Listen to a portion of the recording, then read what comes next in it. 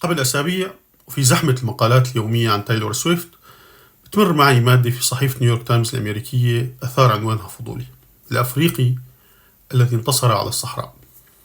كيف ممكن ينتصر أفريقيا على الصحراء وأفريقيا قارة مسلوبة منهوبة مو قادرة تنتصر على حدا، فما بالك بالصحراء دفعة واحدة. رغم مرور فترة على نشر المقال، لكن لاحقني باستمرار إحساس أني لازم أحكي حكاية هذا الأفريقي، خاصة لما مر الخبر مرور الكرام في الإعلام العربي.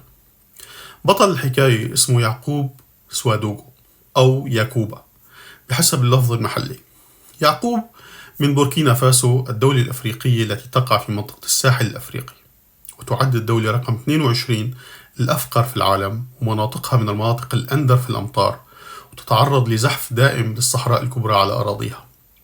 في شمال بوركينا فاسو القريب من مالي، ولد يعقوب عام 1946 لوالدين مزارعين. والده أرسله إلى أحد الكتاتيب القرآنية في مالي، حيث تعلم مبادئ القراءة والكتابة، مبادئ أولية. في المراهقة فتح سوادوغو محل لقطع تبديل الدراجات النارية، لكن بقي عنده توق للعودة إلى الأرض والزراعة. فكرة العودة إلى الزراعة بدت فكرة غبية جدا، خاصة وأنه منطقة الساحل الأفريقي تعرضت من منتصف السبعينيات لكارثة بيئية تمثلت بنقص شديد في الأمطار. قرى كاملة في شمال بوركينا فاسو هجرها أهلها ورحلوا إلى المدينة وتركوها خاوية تماما. أمام هذا الواقع قرر سوادوغو أنه يبدأ بتحقيق حلمه: العودة إلى الأرض والزراعة. ولنا أنه نتوقع أنه يعقوب صار محط سخرية من الناس، وهجروه معارفه، ووصف بالمجنون والمختل عقليا. أمام زحف الصحراء الكبرى والجفاف لا يمكن لعاقل أنه يبدأ بالزراعة. يعقوب كان له رأي آخر، وبدلا من الزراعة بالأسلوب التقليدي القائم على فلاحة الأرض ونثر البذار في انتظار المطر، اتبع أسلوب قديم موروث من الأجداد يسمى الزاي. قام بتطويره بعد تجارب عديدة من النجاح والفشل.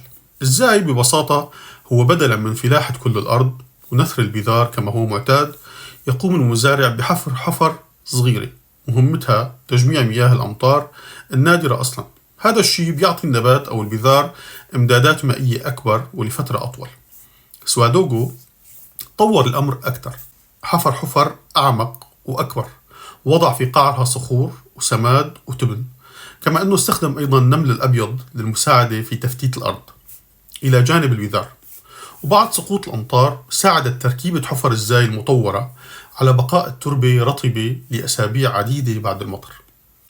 البذور تحولت إلى شتلات وأعطت الحبوب، ليس كما هو معتاد بل بشكل أكبر.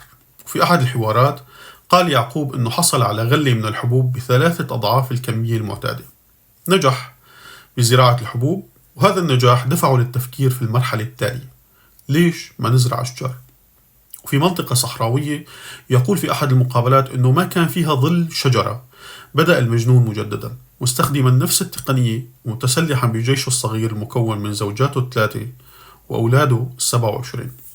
نجح يعقوب مجددا في زراعة أشجار المارولا والصمت والصمغ العربي والنخيل.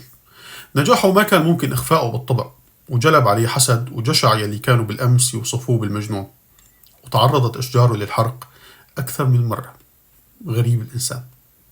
يقول ابنه لقمان أنه في كل مرة كان يبكي على الأشجار وكأنها بشر، ويقضي أيام هو قاعد حزين بين رمادها، لكنه في كل مرة كان ينهض مجددا ويرجع يبدأ الزراعة من جديد، قائلا: حتى لو بقي لدي القليل من الوقت والقليل من القوة وكانت هناك شجرة واحدة للزراعة فسوف أزرعها.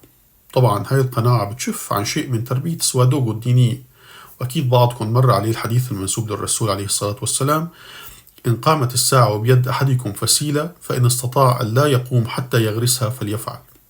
الحديث من عندي أنا طبعا، مش من نيويورك تايمز. تجربة زراعة الأشجار نجحت وصارت مهمة لدورها في تثبيت التربة والمساهمة في نجاح زراعة الحبوب، لأنها شكلت مصدات للرياح والرمال. والشجرة الأولى تحولت مع العمل والسنوات إلى غابة تضم أكثر من 60 نوع من الأشجار والشجيرات، ليس لها مثيل في منطقة الساحل الأفريقي، وتمتد على مساحة 75 فدان أو 30 هكتار. كلها كانت أرض قاحلة ما فيها ظل شجرة. الرجل المنبوذ أصبح قبلة ومطلب للمزارعين من دول الساحل الأفريقي، وصارت الدول تنتدب مزارعين لعنده حتى يعلمهم تقنياته في الزراعة. وشوي شوي تحول المزارع البسيط المغمور شبه الأمي إلى رجل عالمي. في عام 2018 فاز سوادوغو بجائزة رايت ليفليهود، أو جائزة نوبل البديلة كما تسمى، والمخصصة للذين يقدمون إجابات علمية وعملية على التحديات الأكثر إلحاحًا التي تواجه العالم. في عودته كان رئيس الدولة في المطار واستقبله استقبال الأبطال. أصبح سوادوغو بطل قومي. في عام 2010 صنع فيلم وثائقي عن سوادوغو وعن غابته بعنوان الرجل الذي أوقف الصحراء. كتبت أبحاث علمية وكتب، وانعملت برامج تلفزيونية عن سوادوغو وتقنيته وغابته. في عام 2020 فاز بجائزة الأمم المتحدة لأبطال الأرض، وألقى محاضرات وعمل لقاءات في مؤتمرات عديدة، منها ما كان مع أعضاء من الكونغرس الأمريكي في واشنطن. في كل هذه الفعاليات كان يشرح ببساطته المعهودة كيف اشتغل وكيف حفر أرضه وكيف طور تقنية الزي. في 3 كانون الأول ديسمبر من العام الماضي، نهايات العام الماضي، توفي ياكوب سوادوغو عن عمر 77 عام بعد معاناة مع المرض. وعن أثره قال كريس ريج، هو خبير عالمي هولندي متخصص في الإدارة المستدامة للأراضي، إنه تأثير سوادوغو منفردا على الحفاظ على التربة والمياه كان أكبر من تأثير جميع الخبراء مجتمعين. تمكن سوادوغو من بناء غابة حرفيا من لا شيء. شكرا.